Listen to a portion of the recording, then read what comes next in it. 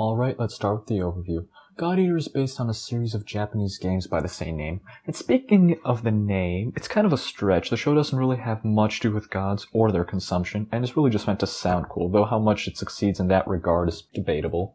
Anyway, the show has one 13-episode season, and there is a possibility for more, but nothing official has been announced as of December 30th, 2016. It is available both subbed and is half-dubbed, with the second half of the dub being released on Blu-ray in January 31st of 2017. Some of the themes the show explores are revenge, making hard choices both as individuals and as a society, as well as mental illness, which, on a side note, I found to be exceptionally well done and really lend a more mature feel to the show. And finally, passing on the torch to the next generation. The voice acting is fairly good, the animation itself is mostly 3D cel-shaded, but it's incredibly good looking for 3D. For most scenes you can't even tell it's 3D at all, it looks just like 2D. Incredible, really incredible. The show overall takes itself seriously. On the grip scale, the show is a medium. On the E to C scale, the story falls on the far right of the spectrum. Moving to the B&B index, there's plenty of blood as well as a good amount of gore in the show. There is no nudity, but some scantily fat females with slightly racy camera angles are present. On the emotional side, there are also some fairly sad and heavy scenes, so the more emotionally sensitive among you, consider yourselves warned.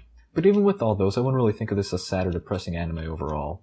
The setting is overall very similar to that of Attack on Titan. You have your walled cities, your monsters roaming the land, your pack of military badasses killing them, etc.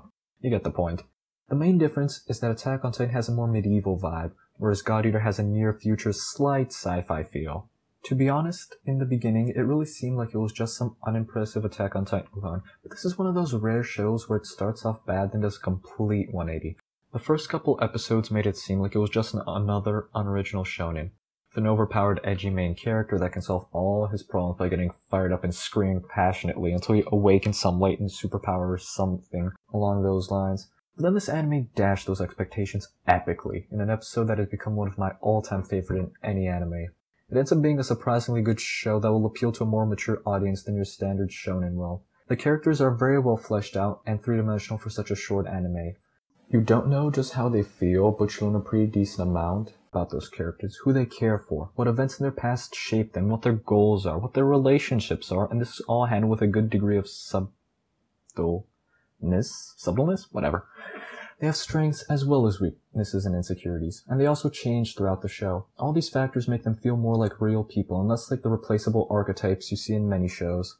Their series also offers some great character development. Not only does the protagonist get stronger, but he matures throughout the show in a way that feels natural as well as impactful.